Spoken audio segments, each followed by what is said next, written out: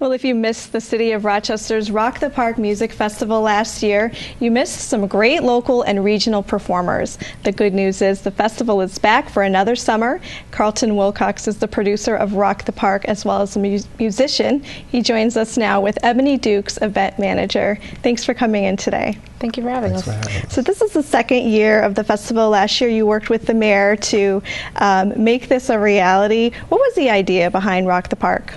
Our mayor just wanted she always has a giving heart, and she wanted to give the community another outlet, another choice, musical choice, another musical venture for the summer. So we sort of piggybacked off the other events for the summer. And we created Roc The Park as an urban music festival to kind of highlight and feature some of our local talent, some of our local acts, and put them on the big stage. Yeah, and it's a nice venue. Yes. Summertime, weather's going to be perfect. Saturday kicks off with a night of neo soul. Ebony, tell us about that. A Night of Neo Soul is going to feature Drea Denore. She is our main stager, our largest performer that's going to be there. Indie artist, she's great. It'll also feature Will Holton, who actually is a saxophonist. So he'll be covering a lot of really popular genre, neo soul genre songs.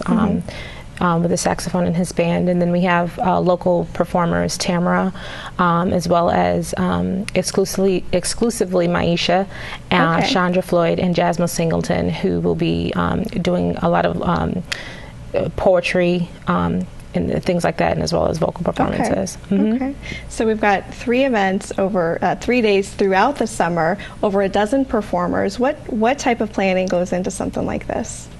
A lot. Definitely takes a lot of time, and it's not something that just starts, the month of. It takes months and months of planning along in conjunction with the City of Rochester. The Special Events Office has been great. They've been very supportive with the programming for this, and we have a great, working staff as well that have come on to support us with pulling everything together. So our main thing is to make sure that it's going to be fun, it'll be safe, and that everyone's really going to enjoy themselves. And are all the performers local? Yes, if not all the performers local, they're local from Rochester, Buffalo, and Syracuse. So the region. Pulled from the region to get the best. How do you select acts for Roc The Park? A lot of it's been, I'm a musician myself, and I've just have grown to have a bunch of friends, people I respect in the industry, and a large network of musicians. And we just, in the spirit of moving forward, we just want to work together with everybody, and because if everybody's working and playing together, everybody's happy. Why is it important for local musicians to support each other? Just because Rochester, I believe, is for our city to move up. The bigger cities, their music festivals, they really work together to support their own, to make the festival bigger. And we're getting bigger, but if we could work together, it's almost like making a big musical pie. Our pie is huge, and it really helps us on different levels. If you're a band from across town, and I'm a band on the other side of town, and the competition almost makes us all better. So, what's in store for the month of August? In the month of August, we actually have our Rhythm and Groove tribute to R&B. And it's going to feature Team Powell, as well as Renee and Nate Anderson. It's a brother and sister trio, and they're phenomenal. That's going to really focus more so on directly on the R&B genre, and it's going to be really up tempo. Lots of dancing, a lot of partying. So it's going to be really great. What do you hope to see in the audience? Who do you hope comes out? We really want to see a true reflection of Rochester. So that includes, men and women, all different races, ages. It's really an event where everyone can participate equally. No one has to feel, ostracized or like they don't belong. Everyone's welcome. Yes, we really want to concentrate on families coming out, because there's very few events where you could go with your kids past 8 o'clock at night and enjoy them, so you don't have to get a babysitter, bring them right with you. Kids are free. Kids are free, 12 and under, yes. That's a plus. Yes. Okay. What's new this year in terms of festival rules? I know a couple things have changed. I probably would say just logistically, there's a few things that have changed depending on the site locations. You have different regulations that you have to follow through, obviously, fire department, things like that.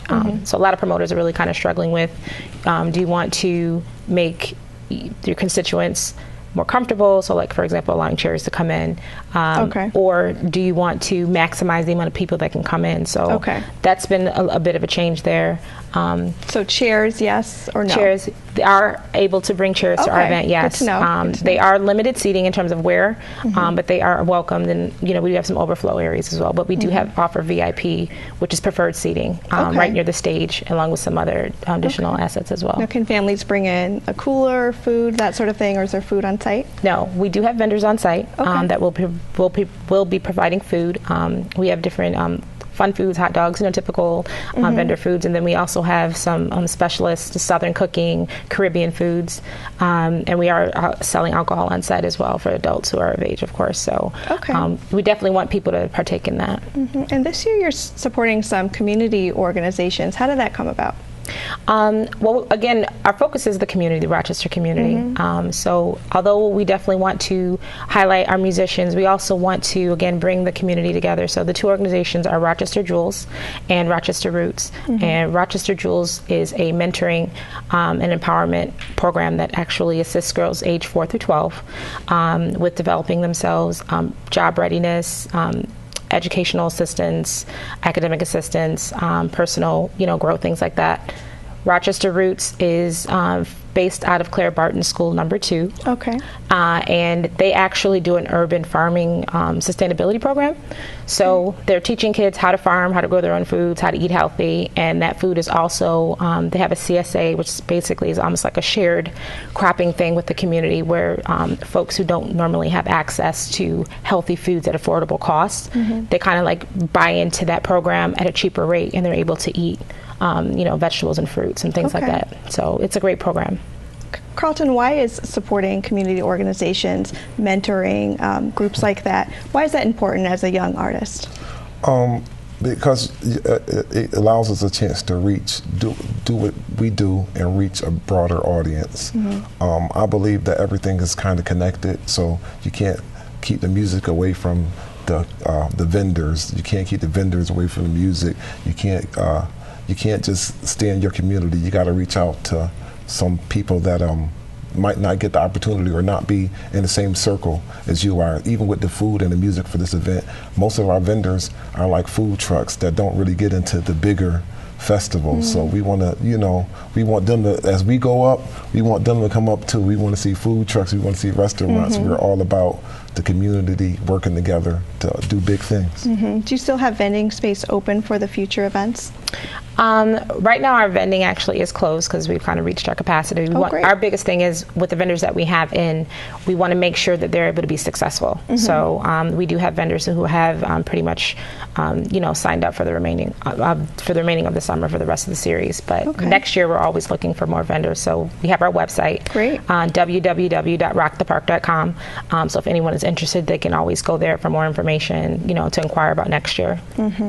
And September is the final Roc The Park event, Carlton. Yes. What can we expect? Well, we strategically placed it around the holiday weekend to give people like a kickstart to back to school and the end of the summer, and it's our Motown event. And it features me, and even though my name is on it, I will be featured as far as some of the best, the best talent, local talent we have around Rochester. And opening up that concert, we have a local gospel group, Divine Nature, who's going to be covering the Temptation and the Four Top stuff for us. So it's going to be outstanding show. What's the reaction been when people heard that Roc The Park was coming back this year? It's been a lot of great reaction. I guess the reoccurring reaction is years ago, I guess I used to use the park for different concerts, and people were just glad that the city opened back up that particular park for a concert series. And this year, building on from last year, people just looking forward to the music, the food, and really the overall present aura of the event.